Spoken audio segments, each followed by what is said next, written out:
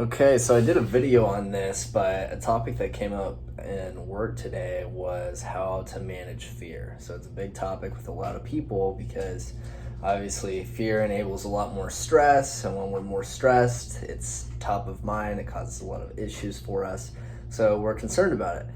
And basically, my boss's reasoning with it was creating a system in place so that you can enforce a sense of accountability that handles that fear. And I mean, I agree with him. Like it's putting a system in place so that you ensure you're always on top of it, so that that fear doesn't come to reality. You're acting so that you prevent it from happening. And fear could be anything like not wanting to be irrelevant in terms of like your job position, or not wanting to be like not wanting to get fired. These are all tailored to a job, or it could be other areas of life too, like not wanting to get broken up with or whatever, things like that. And although I do agree that that's one aspect of it, another point of it is getting comfortable with the worst thing that could happen, which is what you're fearing with. So get comfortable with the idea of getting fired, the idea of being irrelevant, the idea of getting broken up with, just the idea of failing in general. Like, be comfortable with that. And then whenever you're comfortable with that, you can build a support system of reasoning around that so that you don't carry that fear into your action.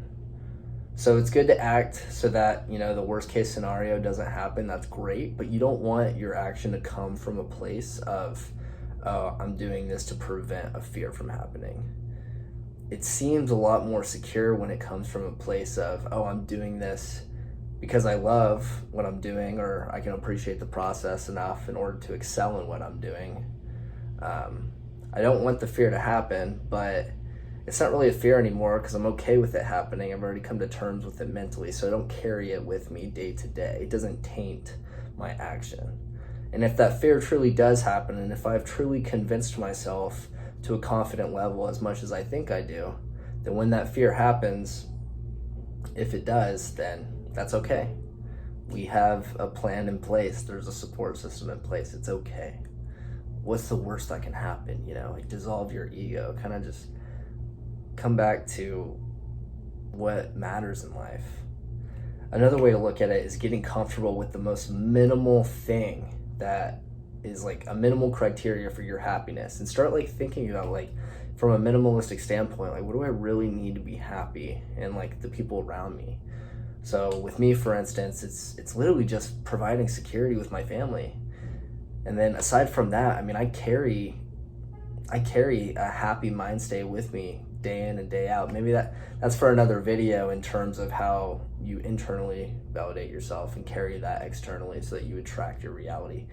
But yeah, I'm just gonna stop rambling. But I already made a video about this, but this is just another way of thinking about it. So what do you think about this example that I kind of brought up today?